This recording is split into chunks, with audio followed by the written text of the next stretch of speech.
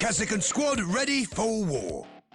Hello everyone and welcome back to Warhammer War Journal. Can I start off by saying in the background you've got some Chaos Gate Demon Hunters who tied you over visually.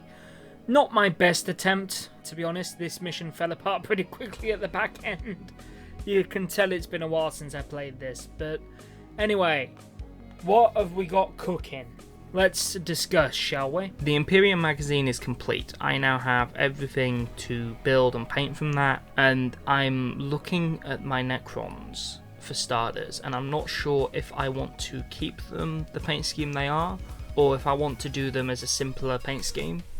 Because I got the Hierotech Circle with the Shadow Vault box for Kill Team, and I did them as a much simpler colour scheme for Necrons. It was just basically lead belcher, null oil, and then the black for the guns, casing, green glowy effect on the weapon. And that was pretty much it, they're done. Just texture the base, varnish it, it's done.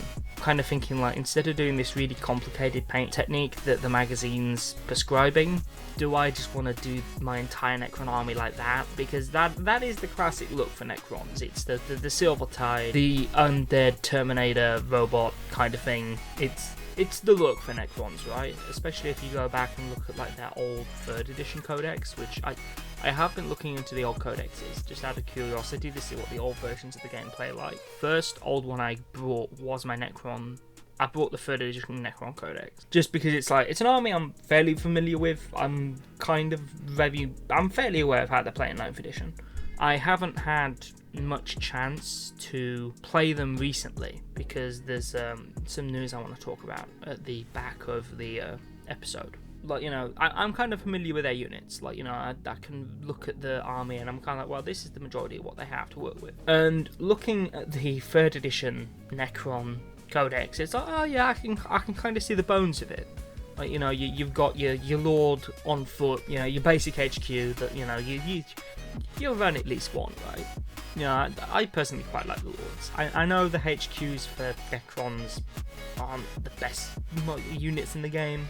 I personally like some of them. They're pretty neat. The main thing is the fact that it's so I've been getting into some of the old books. I've not played a game of Warhammer yet. This is just with university, I haven't had much time to actually play normal Warhammer games, never mind 3rd edition. It's something I want to do later on down the line. The way I was planning to do it was I was planning to use the Heresy templates in order to use them because they're the same templates but just designed for the modern base size of the 32mm. So I'm thinking that would probably be one way to do it without having to change the base sizes for every single model I own just to run them for this one game where we're experimenting with the old things. It's a bit awkward. Other than the Imperium stuff, Imperium contains my Sisters of Battle, my Admech, and my Space Marines. They expanded Imperium to 90 issues and we got a bit more Sisters, a bit more Admech, mostly more Necron stuff, which I'm pretty surprised by, to be honest, because after Imperium I have a lot of the Necron Codex available to me now.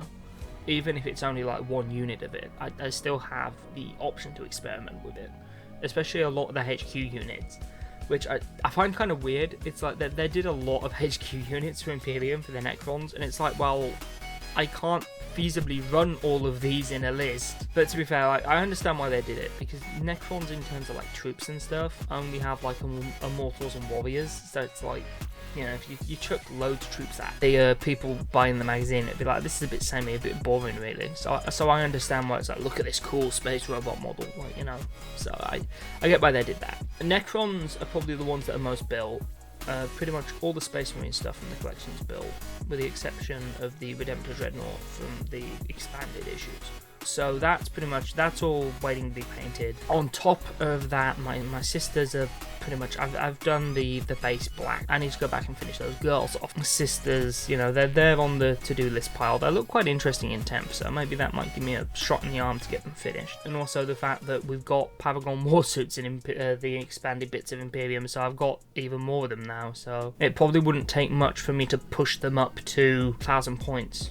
Probably maybe chuck in another squad of Battle Sisters, maybe change out my 3 Arco Flagellants for a squad of 10, that you get from the proper box, or do that with my Repentia. and I think, to be honest, I'd pretty much be there. I'm also kind of holding off on buying stuff to build lists at this point, because it's like the edition is literally around the corner. We will have the army rules in like a week, maybe a couple more weeks, give or take at the most. So I'm kind of sat here thinking like, oh god, do I really want to start like getting like extra boxes to try and finish off this army or finish off that army? You know, the points could change, and then that could be my lot. I might not actually have enough points left to field an extra thing. Admech is pretty much nearly finished. I've just got to do a few little details on the other ones and then base them. And then I've got the one from the expansion, which is the 2 Imperium, which is the Skitarii Marshal. And then I've got 2 other models in my pilot chain, but I'll get to Admech. And the other thing is as well, around the time actually no, we'll go in order. So the next army I started working on from there was Custodians. Because I kind of figured like, hey look, you know, this is going to be like if I want to do 500 points of Custodians, it's going to be fairly simple, right? It was originally going to be like, okay, let's do it for like a YouTube thing. Let's see, can I do a Custodian army on eBay for less than 100 quid? I eBayed the Codex. I got that for like, I think 10 quid. I was trying to eBay some Alurus Terminators, like, because I had a list kind of built in my head of what I wanted. I didn't win the bid, and I just kind of thought, okay, right, we'll shelve this idea for the time being. Because if I'm trying to bid for it on eBay, it's probably going to be one of the things where it's like, I won't necessarily always get it, so it's like, you know, this is going to take some time. And basically, my mom was going down to Oxford for her course at the time. This is like months ago, because I've not updated you guys in a very long time on my Warhammer stuff. So yeah, I've got a lot to catch you up on. So this is going to be probably quite a long one. But basically, she's taking my dad and me down to Oxford to have a look around and do some other stuff. And she took me into Blackwell's, which is the bookshop. I got the Caiaphas Cain omnibus, Heroes in the Imperium, because I'd been listening to that on Audible when we went on holiday to Scotland at the end of last year, probably around about like September-ish. So like I bought the first one on Audible and I listened to it in the car on the way up to Scotland. It was like, I pretty much finished the audiobook by the time we got to the caravan, and I started at like 7 o'clock in the morning, and we got into the caravan at like, I think probably like 3 o'clock-ish, I want to say. So yeah, I basically finished the entire audiobook in like that one drive, and I really enjoyed it. And when we were going back, I got the other Caiaphas Cain audiobook, so I brought that, as it's like, oh yeah, I remember Caiaphas Cain. And I want to read some of the short stories, because not all the short stories are on Audible. So I'll get Hero in the Imperium, and I'll go through that. Then my mom had the bright idea of leaving me unattended in a Games Workshop store. Probably should have confiscated my wallet before doing that. So I ended up buying a lasgun keyring, because I was on a guard kick. Thankfully, I didn't purchase any guard. I did look at them, but I was kind of like, hey, look, you know, if you're going to do guard, don't buy direct from Games Workshop. Jesus Christ, what are you doing? No, but I kind of thought, right, okay, if I'm going to do guard, we'll have a think about it and actually go in with a proper plan before we do guard. Because guard is the kind of army where if you go in and you kind of make mistakes with that, it's going to be expensive to fix.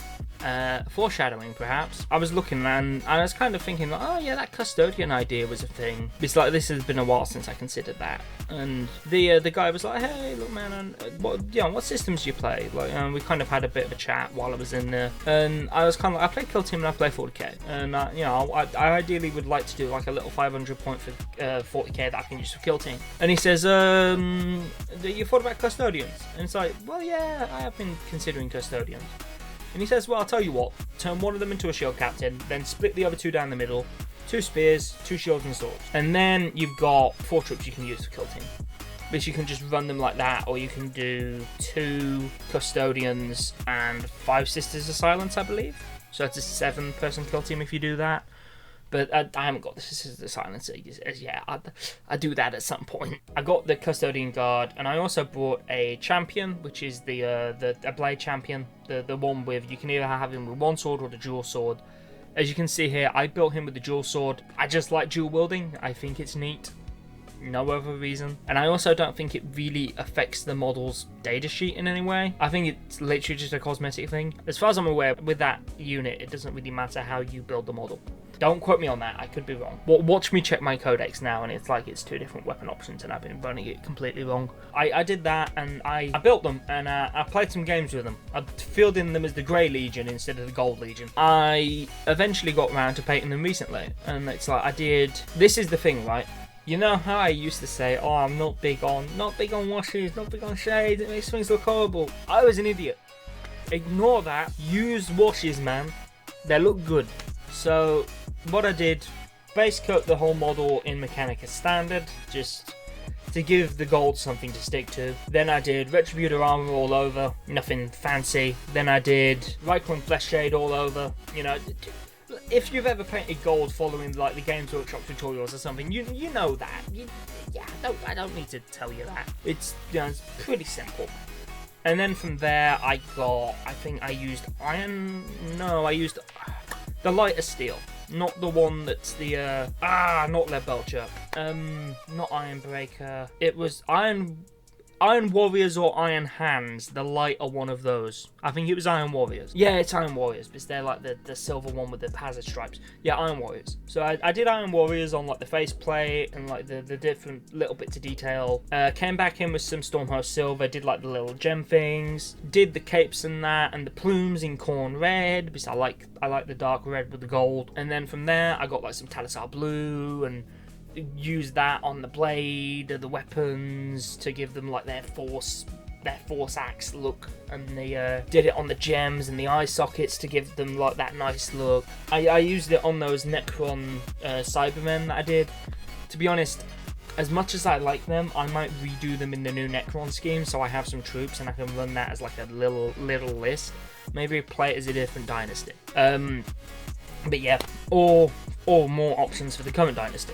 Just give myself a bit of visual variety. Then I got basically Astro Granite, did the bases, and then I just got some varnish, varnished them. Yeah, they're come up a treat, and they look really nice. And it's like, oh yeah, I forgot. I used Rhinox hide on the leather. Yeah, so that was literally it. That's literally all I did for my custodians, and it was a nice quick paint job, because it was like 4 dudes and 2 HQs, and it was literally just, okay, that's done. That's my 500 points is done. We're good for custodians now. I was starting to think about ways I could expand out. And I was thinking, oh, Sister's a silent squad and a jet bike squad. And I'm now realizing the guy at my local store was like, hey, go for the custodians box if you want to get into custodians. They're really good. Like, you know, the combat patrol. It gives you pretty much everything you need for custodians. And I was like, oh no, but I don't really want the jet bikes. And what did I go and do? I bought jet bikes. Damn it! I should have just brought the goddamn combat patrol at this point and saved myself some money. For God's sake.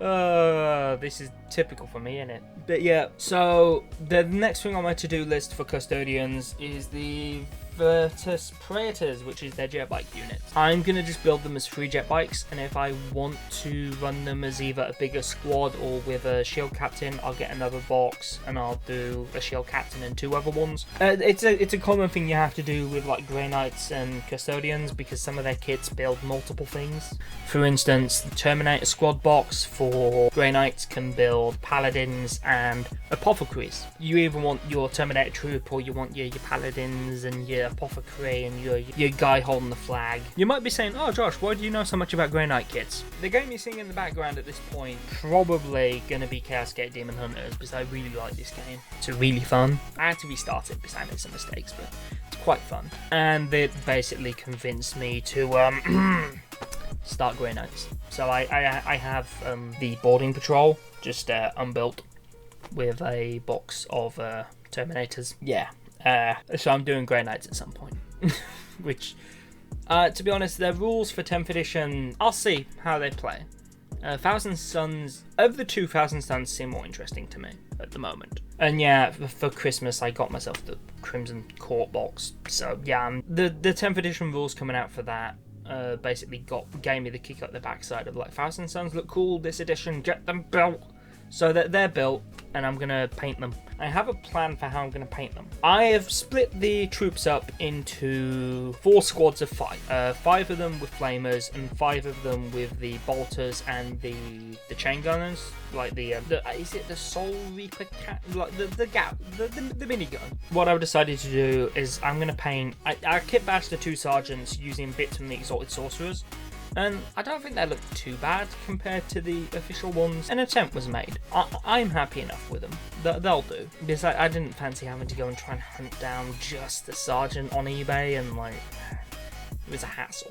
We're just gonna do airbox. We're gonna use the bits from the box to kit bash.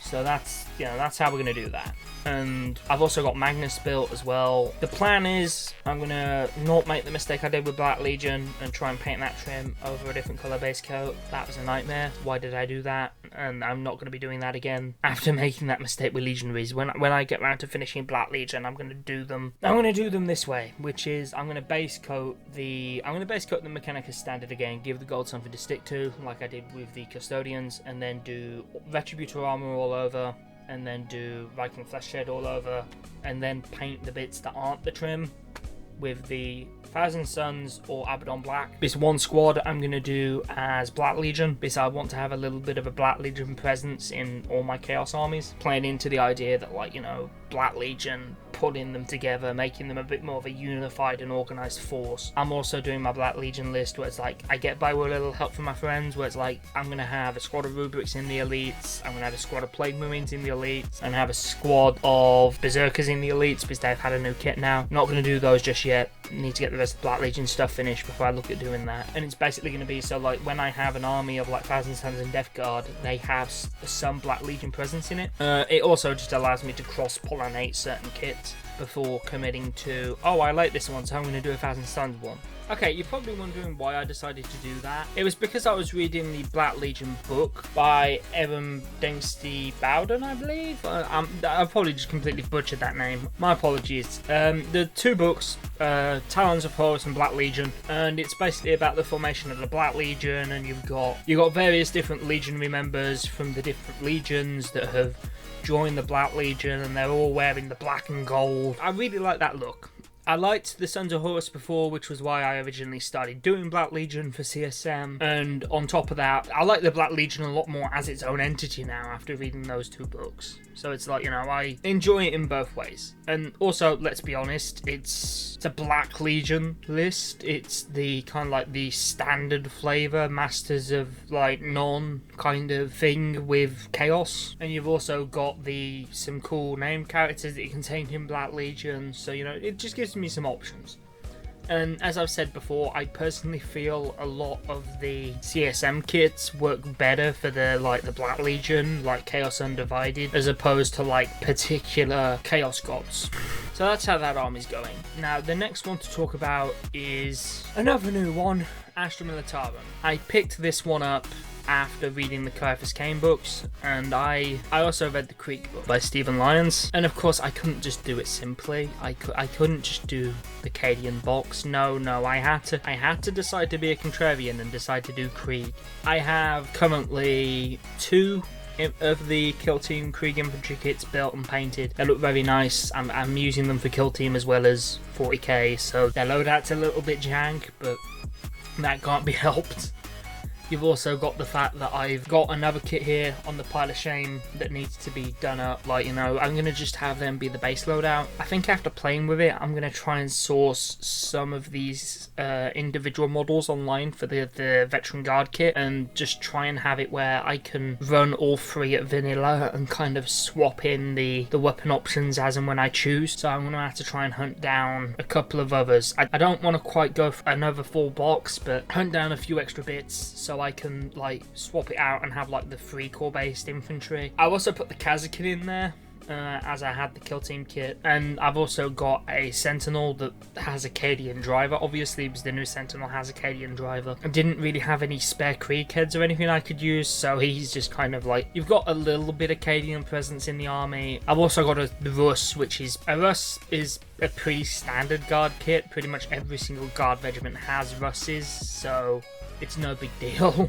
I'm not really all that fussed about the fact Russes are in my Krieger list, you know, so, you know, I have one. Yeah, this army needs a lot of work. I also have probably far too many Commissars. I just like Commissar kits, I just think they're neat. I have Severina Rain, and I have the one that was in the 8th edition starter box with I've done him up with the plasma pistol. Don't thing with the guard is normally just to run everything base and just don't muck around with extra weapon options. But and I also have like the new one with the chainsword and the bolt pistol. My only problem with this model is he doesn't really have a scarlet sash, so it's a little bit odd for like a commissar to be missing that. Part of the reason I got that kit was because I was waiting on the Severina Rain kit because it was made to order, and I'm just thinking like, well, the list that I've built requires 2 commissars, and I actually want to play this list sometime, so I'll do that. And I also chucked in Inquisitor Greyfax to make up for the fact that I was missing another model, because I was going to put a Chimera in to have a transport. You know, didn't work out in the finish. With the new edition, this list is going to change a lot. I was also running a Primaris Psycho as a HQ, and I had a proxy model for a proxy of Yarrick for the done in kind of like a Krieg style with a gas mask and such. I was running that as a Cadian Castellan and just trying to kind of make it work as like a proxy for Yarrick, but gonna change that out. I do want to go like with a full Krieg list, so this is the thing, the Krieg kits, they're all Forge World. The Death Riders are probably one of the most egregious examples of Forge World's pricing. It's like, at least with the Titans, you get like these big models, right? So you feel like you got something for the money. But like with the Krieg one, it's like you get some horses and that's how much you spend. For stuff like the Commissars and that, I don't mind that kit. That kit doesn't look too bad. So I might give that a go. See how Severina Rain comes out when I've built her, because that's resin. Just see how it goes with resin before committing to that. Basically what I'm saying is I've made it very awkward for myself deciding to do Krieg.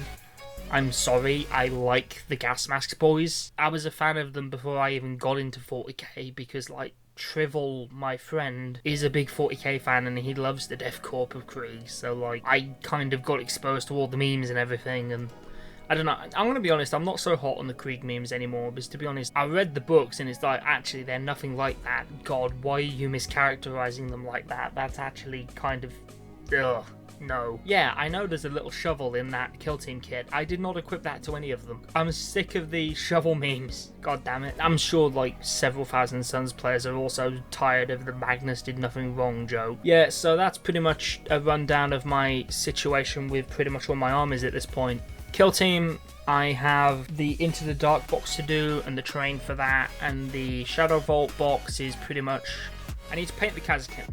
The Necrons are already done.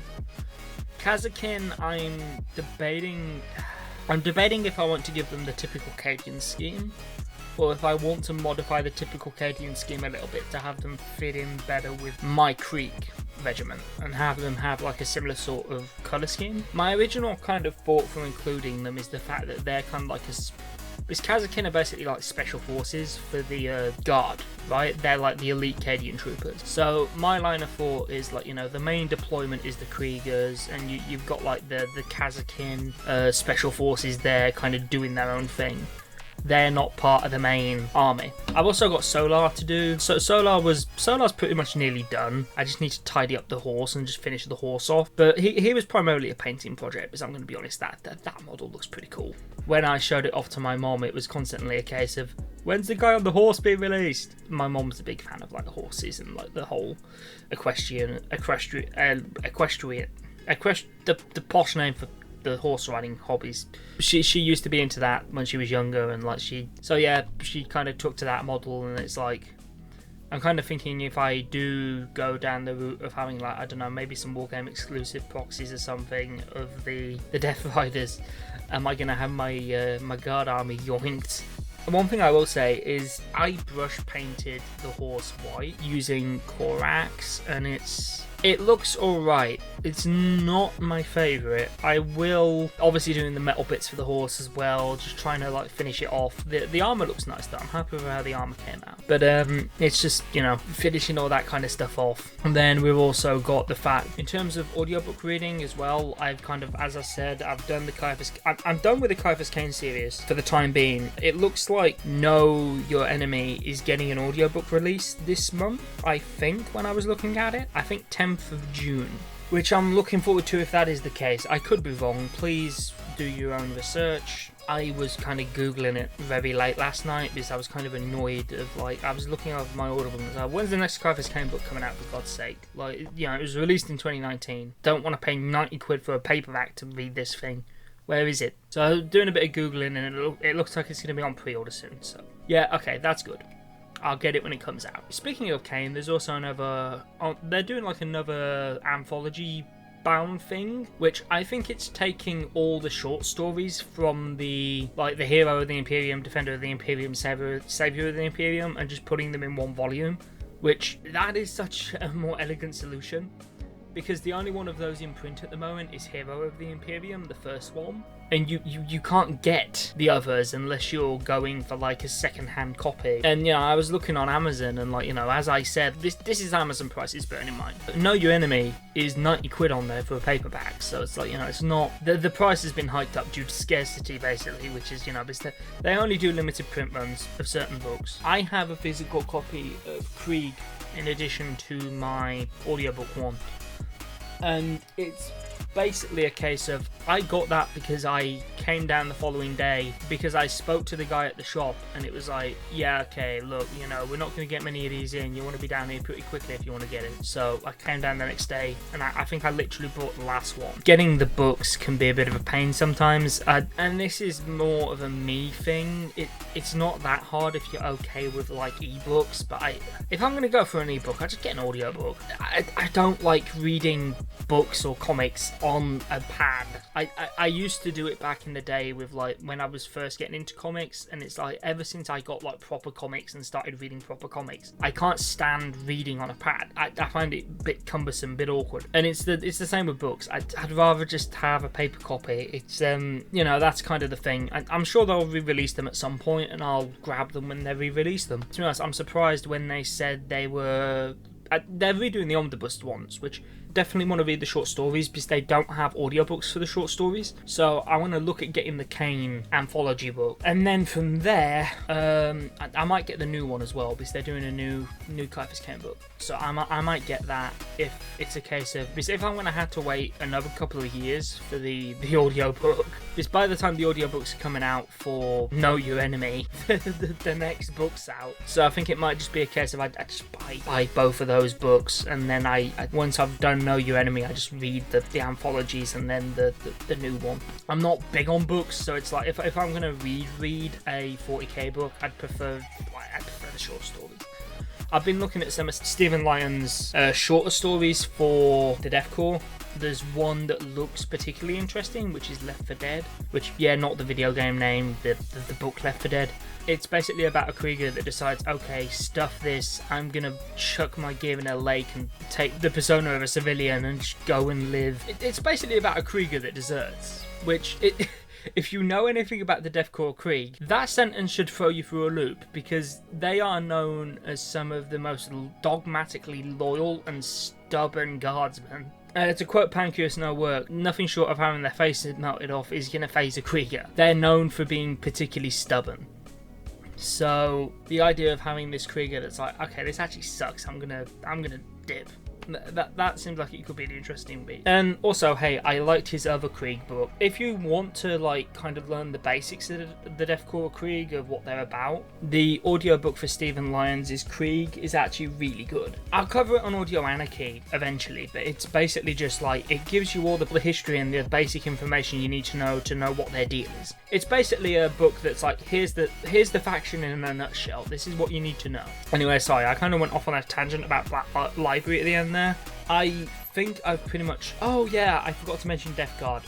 They're pretty much done now, apart from Mortarion and the Black Legion stuff. My Death Guard, I'm pretty happy with how my Death Guard look, pretty happy with how my Custodes look. Some other stuff needs some work. Thousand Suns, I'm going to get on that and get that done, because they're looking really good for the next edition. And then I'll go back through and sort out the rest of them. Okay, so I apologise about the jump cut. The original intro I recorded at the time of editing was out of date, because I originally talked about the local gaming store I go to for games being in a bit of a bad way and having some problems financially. At the time of editing this, that shop is gone. my local gaming store that I go to for Warhammer, is now gone. It was an independent. The Warhammer by me is still going. The actual GW store. They only really do games once a week on a Thursday evening, and it's a bit crowded in there. It's not really ideal for it. And at the moment, I was in the process of trying to find somewhere new, but the place I go for Magic the Gathering has kind of said, hey, look, you know, as long as you don't invade the entire place, we are willing to let you guys come down and have some 40k games. So it's just in the process of getting stuff sorted and getting ready to go down and have some games there, because basically we're having to bring our own terrain, so just making sure we have everything we need. So that's the situation for my Warhammer hobby at the minute. So I'm using the time to try and get through the backlog and get everything cleared out, because my pile of shame at this point is out of control. So yeah, I'm going to get that sorted, and when the Leviathan box is done, I'll start looking at having some games of 10th edition. I am looking forward to giving it a try.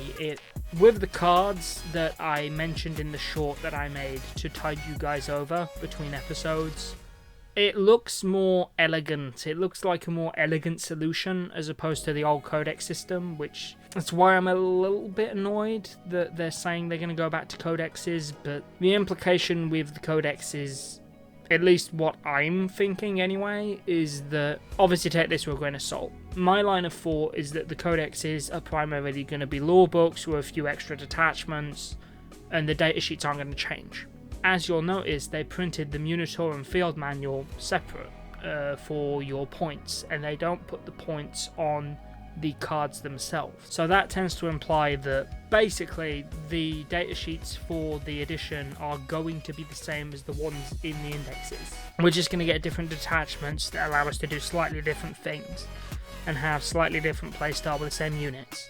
That's what I'm thinking and hoping. I could be wrong. Take what I say with a grain of salt. Is we're in speculation land at the minute, because we don't know until we see the first codexes when they come out. And to be honest, for the moment I'm kind of hesitant to go for codexes because I'm not really playing enough at the moment. It's a matter of getting it organised. So, on that bombshell, it's time to finish. I hope you guys have enjoyed this video, and I'll see you on the next one. I apologise, it's a bit of a long one. Hopefully with the next one I'll update you a bit sooner so it isn't quite as long. I imagine next time we're going to be talking about 10th edition. So that is a prediction I am comfortable making for once on this channel, when I'm talking about what I plan to do next.